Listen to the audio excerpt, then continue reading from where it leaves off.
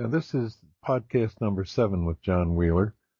As always, we recommend that you listen to the earlier podcasts if you haven't already done so before listening to this one. And this podcast with John completes the series of 7. Enjoy it, and thanks for your listening and your time. John's latest book is called The Light Behind Consciousness, and the subtitle is Radical Self-Knowledge and the End of Seeking. And the cover notes on the back of the book include this statement: what is unique about this book is that John probes more deeply into the ultimate nature of who we are at the most fundamental level. And the idea of the light behind consciousness presupposes that maybe this consciousness is not the final state or the eternal or natural state, yes?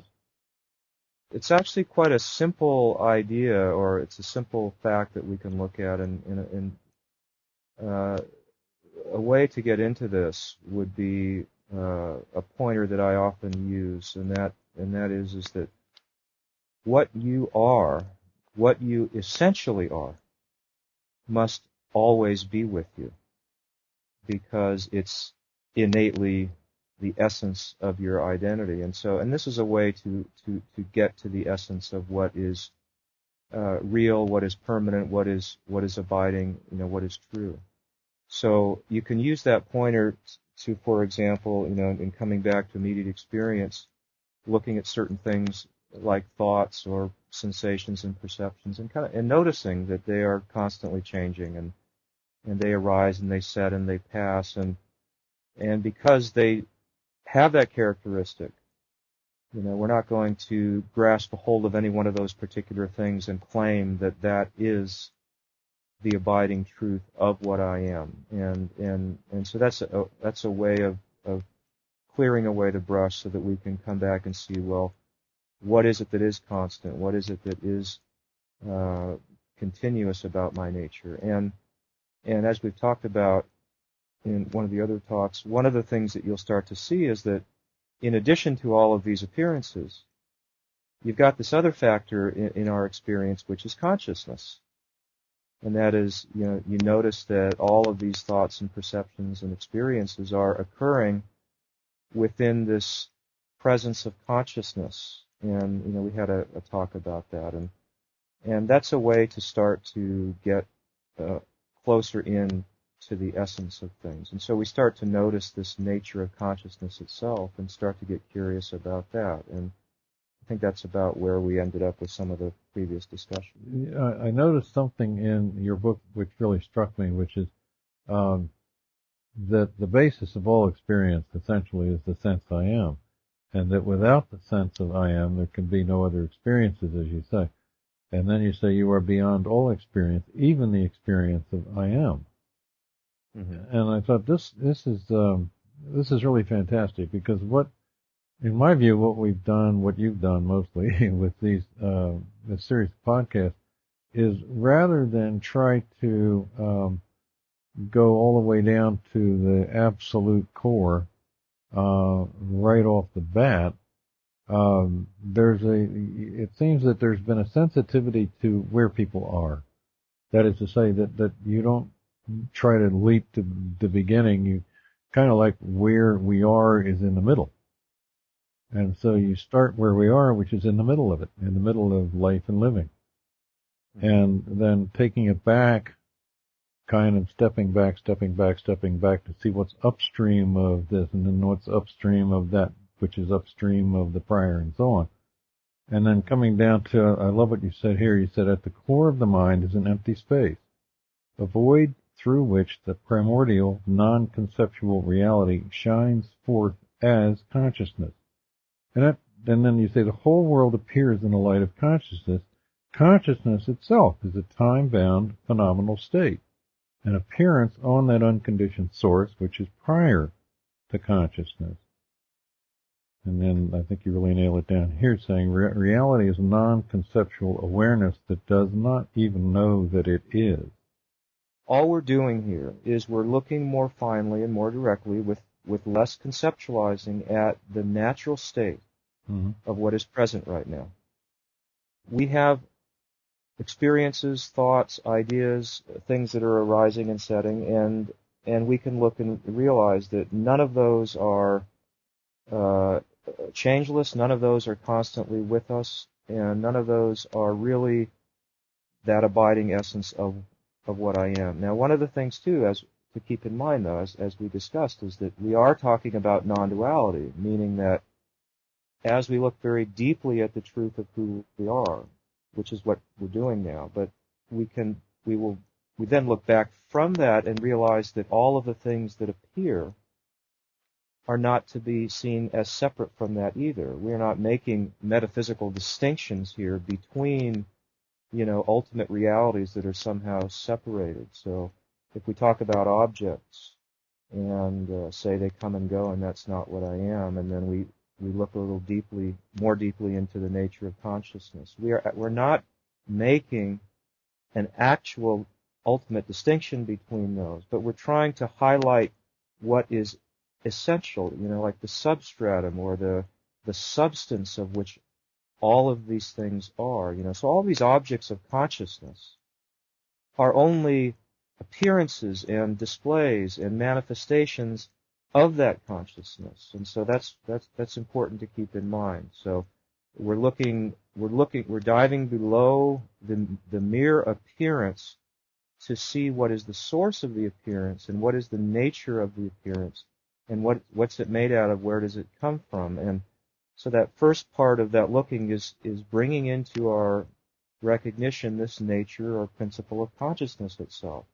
And that consciousness is just that knowing that I am. It's that sense of being present and aware that, it's like you wake up in the morning out of a state of deep sleep in which you are not conscious in the usual sense of that word, and there's a moment where consciousness or knowing that I am appears as an experience, and that's what I'm talking about, consciousness. So this is nothing esoteric or mystical or something that we all don't have daily experience of. So there's that point in there where suddenly I know that I am, and there's that recognition of being present in consciousness as an experience. And like you were saying, that in order to experience anything else, I must be there. In other words, I must know that I am. And so that's the same description of that experience where, to have the experience of objects in a world and all that stuff,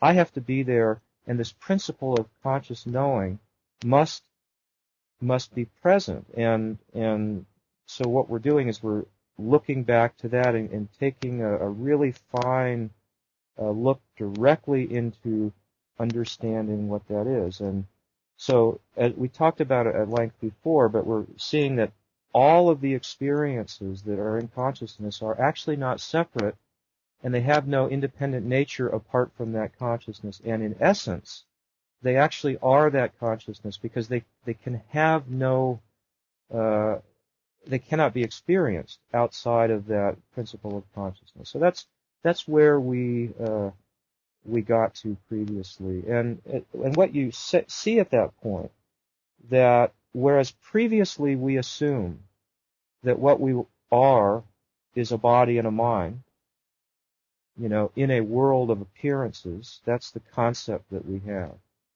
But from the position of consciousness, you realize that the world and the bodies and the minds and all the experiencing is all contained within that conscious knowing itself. And it's like Nisargadatta used to say, a statement that he made that I found very potent, very profound. He said, when you see that you are not the body and the mind, then the entire universe becomes your body.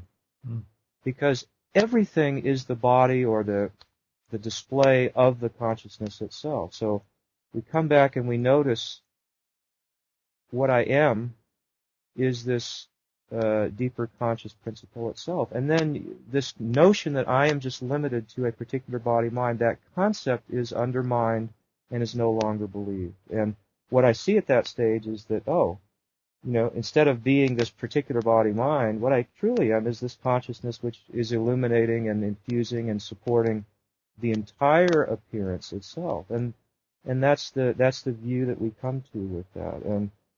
But what Nisargadatta said, and others have said, like Buddha too, is that consciousness itself, if we start to look at that and start to examine that, we'll see that that itself appears. That is also something that begins and ends. And it's very, very simple to see that, is because when you wake up in the morning and there's that knowing that I am as an experience, that has a beginning. Hmm.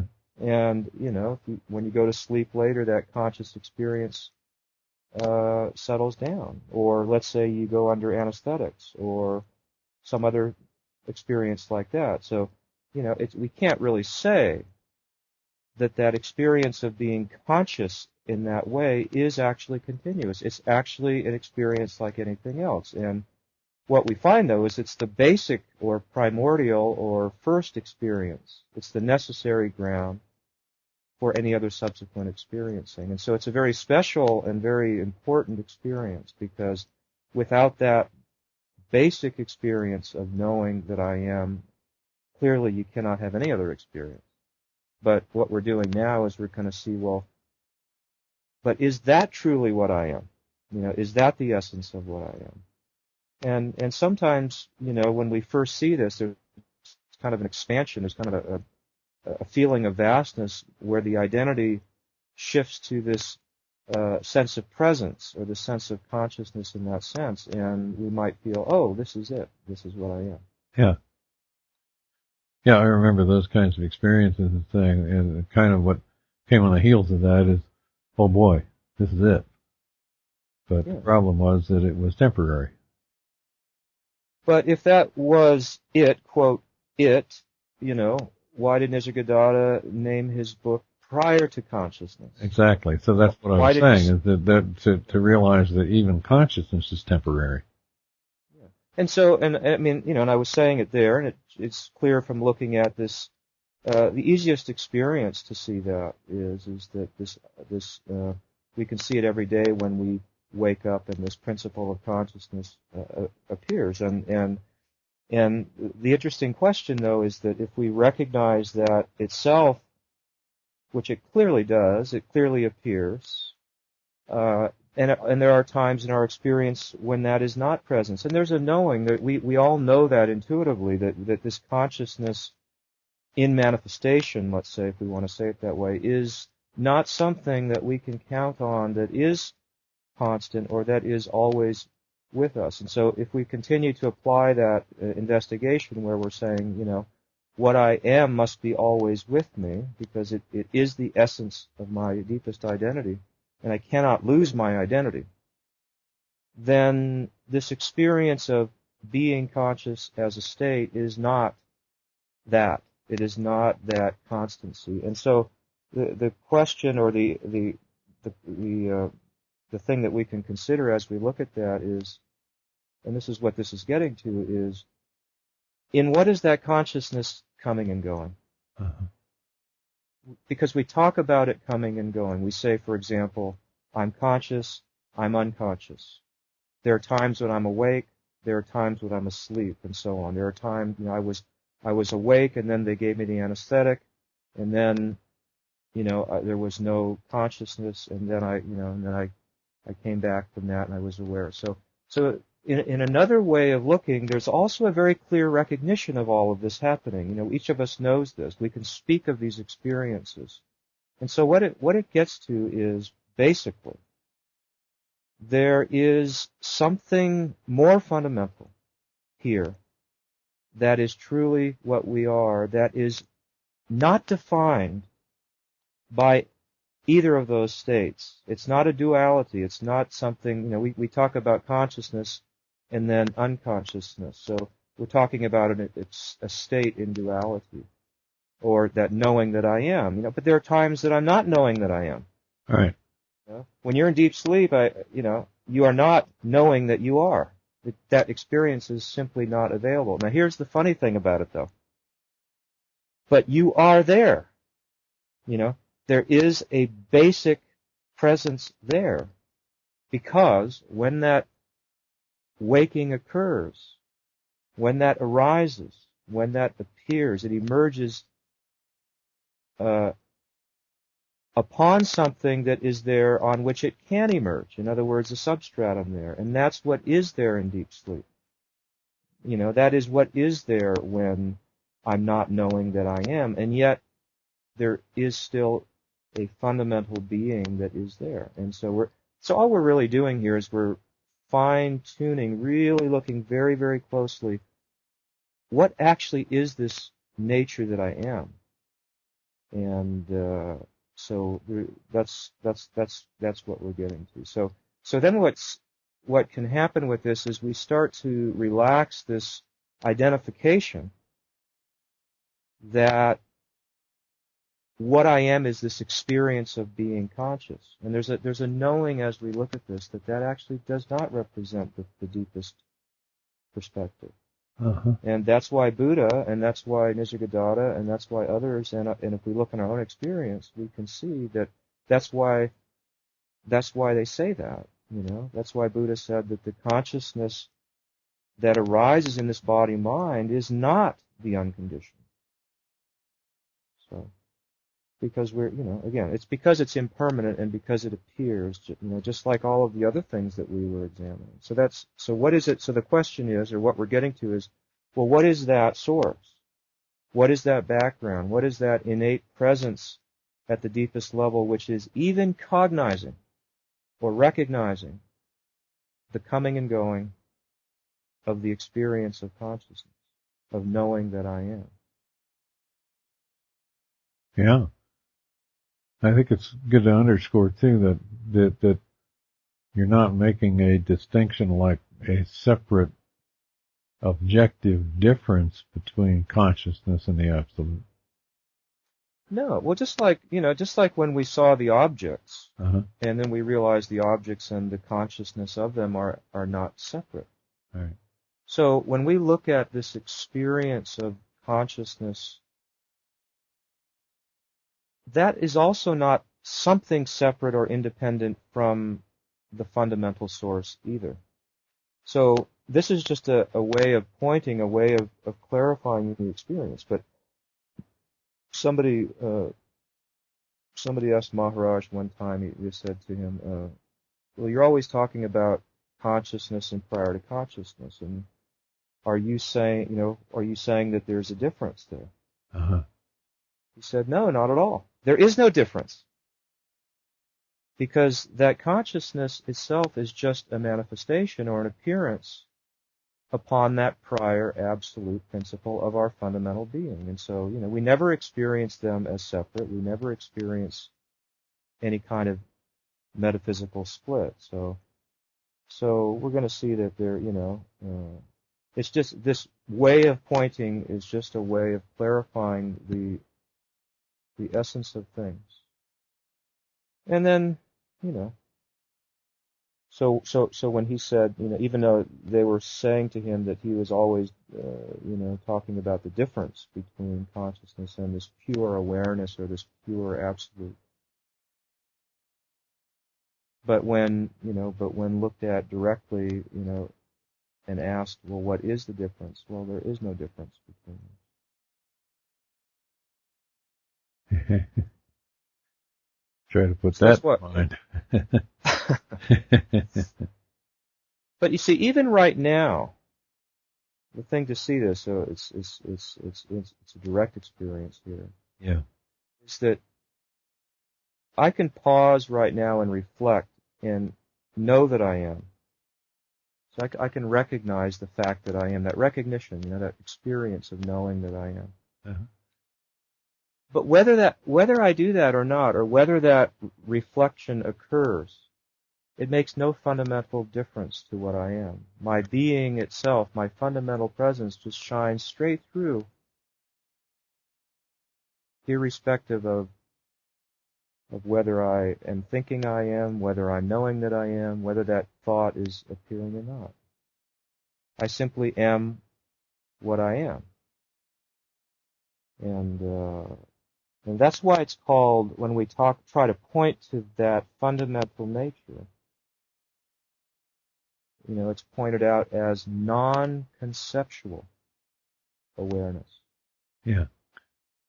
It's not an object. It's not a thing. It's not a subtle experience. It's not an appearance. It's not a state. It's not something that you can detect or grasp a hold of as any kind of subtle thing. And it's not the thought that I am or the experience that I am that is also an appearance, is also not that non-conceptual, innate, true nature. And that's the pointers and the words can only go so far there.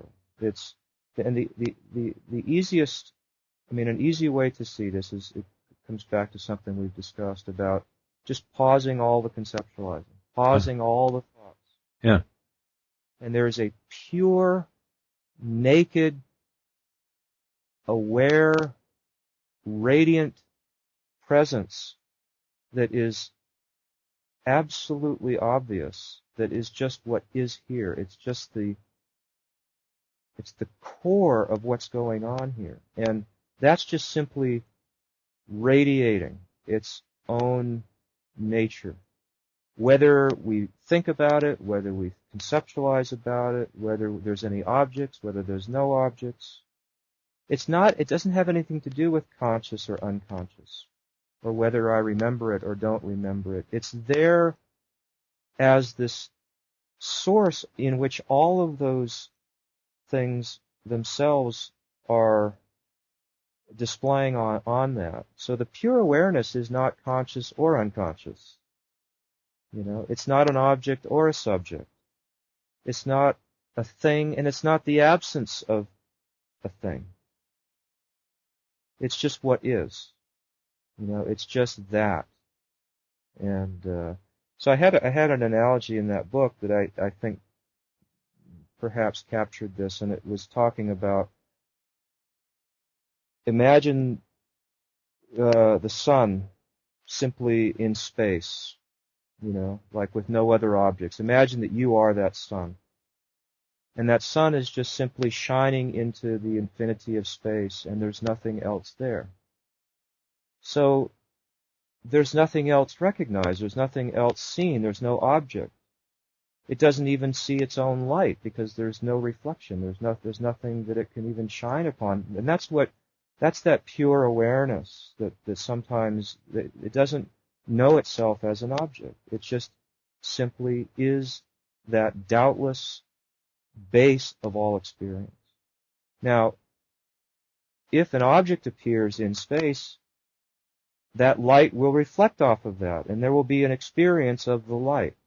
There will be a recognition at some moment of time of this appearance of the reflected light.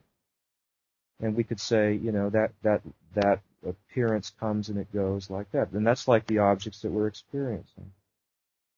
But with or without that object, the source, the pure light, the pure radiance itself is undisturbed. It doesn't begin. It doesn't end. It doesn't have a shape. It doesn't have a size. It doesn't have any particular boundary or way of grasping it conceptually. It's just that essence that, and it really is what you are right now. It's that in you. Like if I say to you, do you know that you are? Do you recognize your sheer presence itself? And there's a clear, absolutely doubtless knowing of that fact. Yeah, it's something, I'm reminded of a line from the Tao Te Ching, where the sage says, to know the always so is to be illumined. And exactly. I like that because what's always so has, relatively speaking, the quality of light. Like, without light, there couldn't be darkness. Without That's light, right. Nothing could appear. And for example, and they use that light and darkness, and even that's kind of instructive because let's say that you were sitting in a room and it was illumined and there was light, and there was a recognition of that, and then the light gets turned off and suddenly you're sitting in darkness, and there's a recognition of that darkness. Well, that pure awareness, is it light or is it dark? Neither. Or both. Neither. Yeah. Because it's embracing and encompassing all, both of the dualities. And the light is coming and going. The experience of light is coming and going, and yet that which contains them is completely undisturbed and remains straight through. It remains through all sides of the duality. And so that's what I'm pointing to here about this. If we take that to, for example, waking and deep sleep, something like that. So like waking would be this illumination of knowing objects and perceiving all these things in the light of being present and aware in terms of being conscious. But then in deep sleep, it's lights out for the consciousness. There's no object being perceived. There's not even a knowing that I am. There's no consciousness as we normally think of it. Yeah, the most dramatic experience of that in my life was that when I had open heart surgery and they put me out, and I was out for 6 hours. Mm-hmm. But the experience was that, they have you count down right from 100. So I'm counting down 199, 98, 97, awake in the recovery room. That was the experience. There was absolutely no sense of any passage of time, yet 6 hours had gone by. And the phrase that comes to mind is that I, like an I am, was dead to the world. Mm-hmm. Really, in a fundamental sense, being dead, but being aware somehow of being dead. I don't know quite how to put it into words, but that's as close as I can get. Well, as we're speaking of it here, that consciousness itself, because of the drugs and all that consciousness was just simply snuffed out. Yeah. There was not, you were counting, and when that consciousness subsided, all the experiencing in that consciousness, including the body and the counting and everything that happened in the surgery and the world and everything like that, was absolutely not present. There was no experiencing. Why? Because the consciousness wasn't there. That consciousness in manifestation was caused to subside through the drugs. And that shows why this particular pointer has a practical meaning and is helpful in understanding our experience, because what you can see there is, that consciousness is not permanent. Obviously, your experience shows that being present, recognizing objects, and all that stuff was not available anymore. So how could that be? The essence, the continuous, changeless nature that, a lot of the traditions are pointing to reality as constant and changeless, ever present. Uh-huh. Well, that experience of consciousness was certainly not changeless and ever present. Exactly. And yet there was something changeless and ever present. And that is when we have to use language, it's hard to talk about, but that is that. I'll take a stab at it. Yeah, great. That's that pure non-conceptual awareness that recognizes even the coming and going of that consciousness. Because something knew that there was counting, and then something knew that there was waking up in the recovery room. And you can see this another way because this stuff is all kind of self-evident, everyday ordinary experience. If you talk to somebody and say, were you having any thoughts in deep sleep last night? And they'll say no. Well, how do you know? There is something that knows, even when I'm not knowing anything. Even when I'm not even conscious that I am. There's always that inescapable background that is very clearly aware at the most fundamental level. And that awareness is not personal. That awareness, if we call it that, is not in duality. It's not generated by some body-mind coming into a conscious experience. Or if I ask you, Charlie, before the sperm and the egg came together and that body was formed, were you conscious? Did you know what was going on? Well, it's an interesting question because the insight here was, I know that I was not conscious. Yeah. Now, how do I know that? Yeah. Well, and that's a beautiful statement. That's a very simple statement that sums this whole thing up.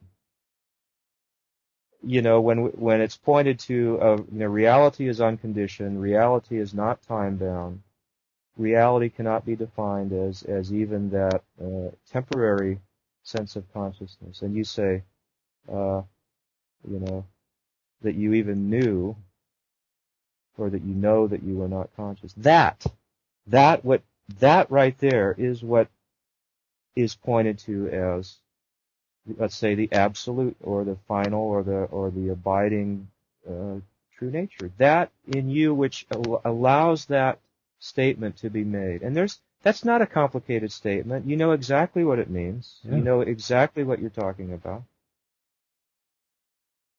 Because, if our nature is to be defined as consciousness, then, it's not changeless, it's not eternal, it's not unconditioned. And so how could that really be what non-duality and what these traditions are actually talking about? How could that be unborn and timeless and spaceless and all that? But that, when you say, I know that I wasn't conscious, that itself is what is unborn and timeless and unconditioned. And that is the no thing that, when we talk about no thing, or that emptiness in that sense. Yeah. That thing which is absolutely undefined. And yet it's here and so clear. Because that in you, even right now, that knows or recognizes the fact of not being consciousness, that's what you are. That's the essence of things. And that you can say on direct evidence. That is not coming and going. Absolutely. That is not appearing as a state. That is not going anywhere. And that does not have any size, any shape, any dimension. And this gets actually kind of vast and very, very profound, because what you realize is the consciousness itself appears within you. And we saw before, like, the world and the universe and all the experience is actually in that consciousness. And yet then when you look, you realize even that experience of consciousness, that first concept, or that first experience, that sense of I am, that itself is just a little blip that's appearing in this no thing primordial reality. And so consciousness itself is just like a ripple arising in this primordial state that itself is just coming and going like a flash, like a firefly flashing in and out of experience. Even the consciousness in which everything else appears itself is just a small, minute experience, just flashing on, flashing off, awake, asleep, appearing, disappearing. And it's very, so you can kind of get a sense of your nature as that vast, absolute, you have to use some word on that prior to consciousness state. If this consciousness itself is just this flash within that absolute that you truly are, then even to be identified as consciousness, even that concept, that's falling away now. And then where do we stand? We're standing as that prior to consciousness absolute. Yeah. So I kind of like to describe that as, if we imagine this absolute as an ocean, this is a poetry, but as an ocean, like a flat, kind of waveless ocean of that beyond manifestation, and a wave appears, like a single wave just ripples forth on that vast ocean. That's like the appearance of I am. That's the appearance of consciousness. And in that little wave, all the universes, all the bodies, all the minds, all time, all space, everything is contained in that little wave.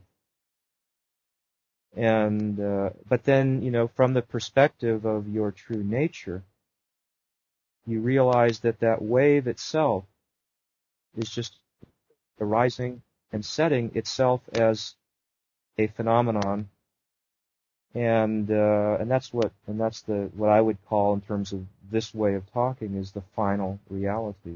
Is the ultimate reality itself. And that wave may come and go, and my contention with looking at this is it surely does. Yeah.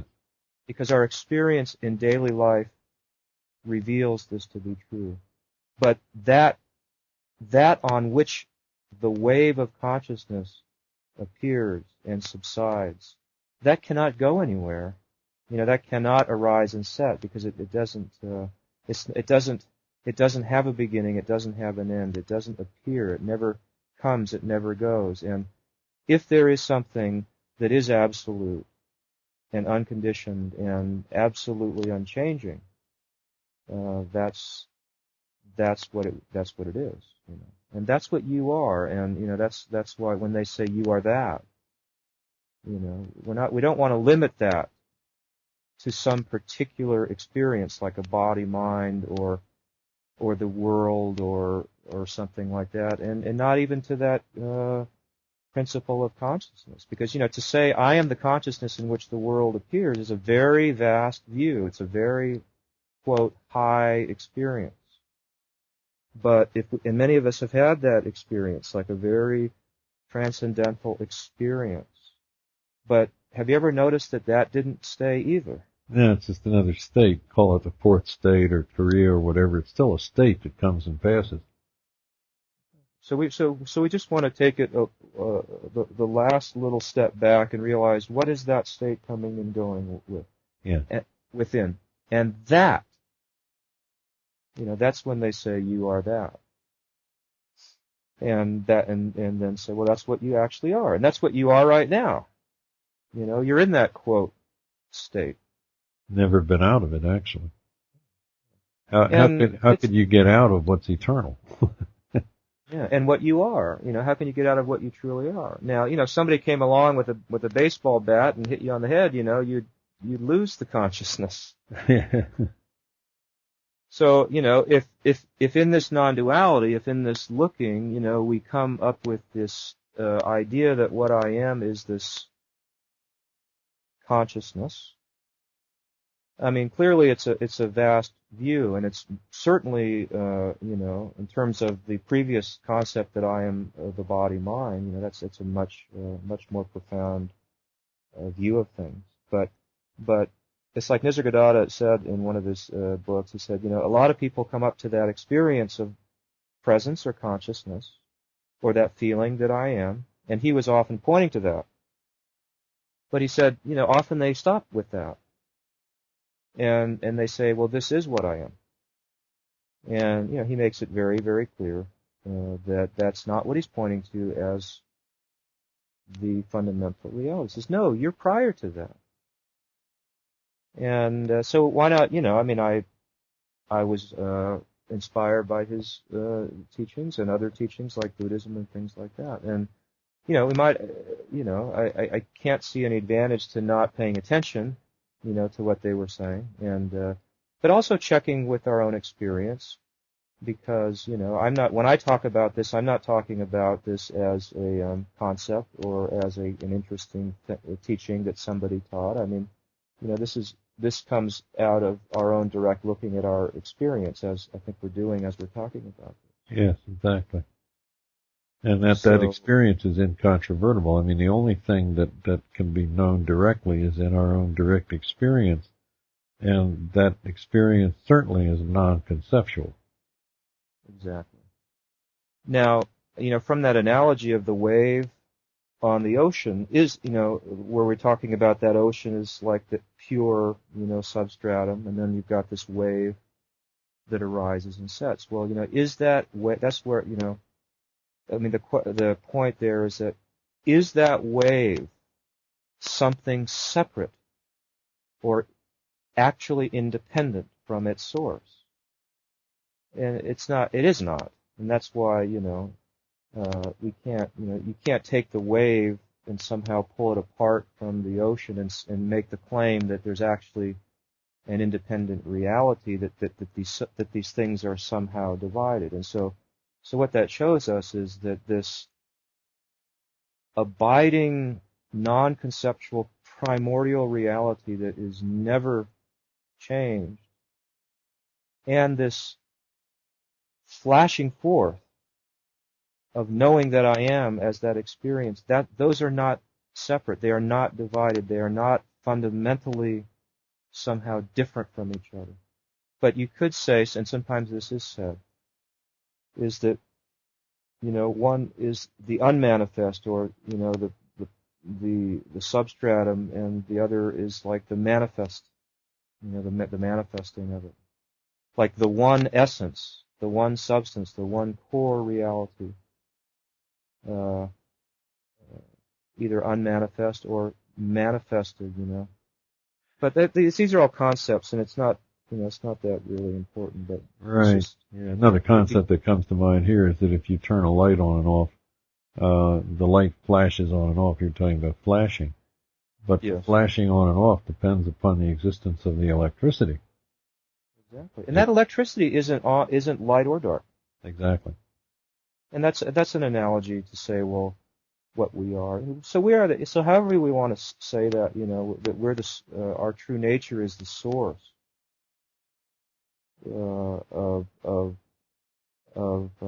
like if I'm present and I'm aware of something, and then maybe at another point I'm not aware of that thing. There's like a knowledge of something, and then there's an ignorance of something. So let's say that I'm not aware of something,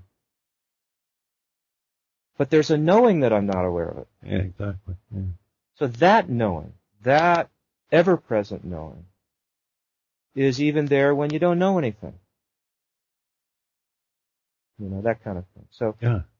This is all just different ways of describing what we are. We are that constant presence that can never be doubted or denied, that is the background and constancy of all possible experiences. And all those experiences, in their essence, are not independent or separate, even of the consciousness itself, or of the source of which the consciousness is, from which it is appearing as well.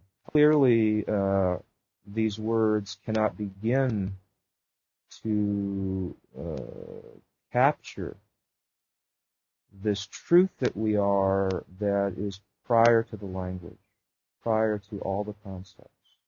How can you get to what already is?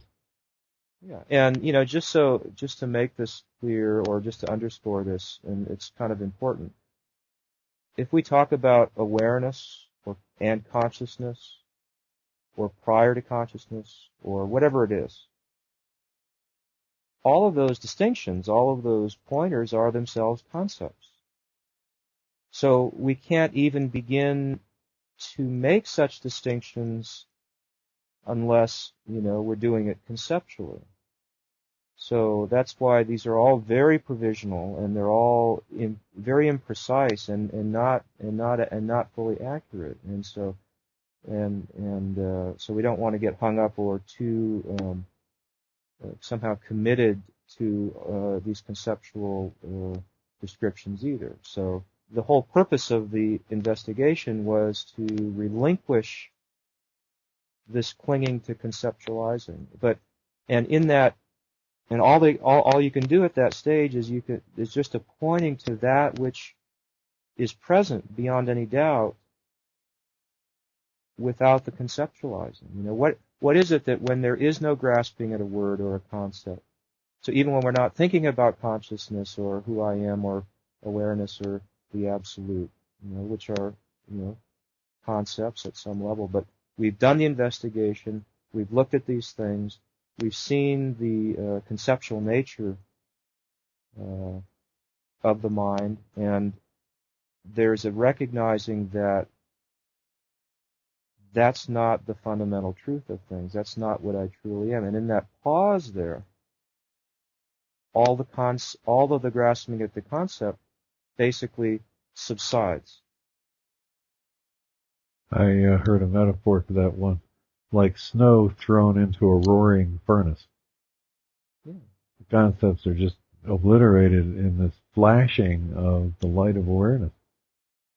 Exactly. And, and that's what we're, getting into here is like, without the concept of knowing that I am or not knowing that I am or any label of what the absolute or what reality might be, even without that, just the immediate non-conceptual sense, that just recognition of what is. What is this nature of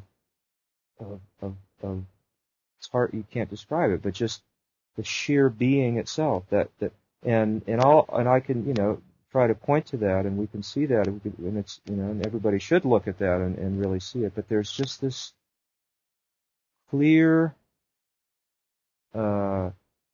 obviously present knowing that cannot be contained. It cannot be labeled as any particular thing. It's just a vivid, awake, doubtless, very, very solid and unchanging space. And you can start to see where all these metaphors, that they're kind of coming out of trying to describe that, and it's perfect. One of the Buddhist ones that they often use is when they kind of come up to that level, and they talk about the pacification of concepts or the relinquishment of conceptual thought. Is that one of the ones that's often used is unconditioned peace, as this nirvana or this freedom. It's just like right now in our experience, without the concept, that rich, deep, expansive, absolutely unchanging, endless peace that is intensely awake, just solid as a rock, and just indescribably aware. And we can get a taste of that and recognize that and start to say, because it's like you start to notice that, and it's like anything else in life, when it's pointed out and there's a noticing of that, suddenly you begin to see it, and there's a familiarity with that. And what you're going to find is that's not coming and going. That never leaves you.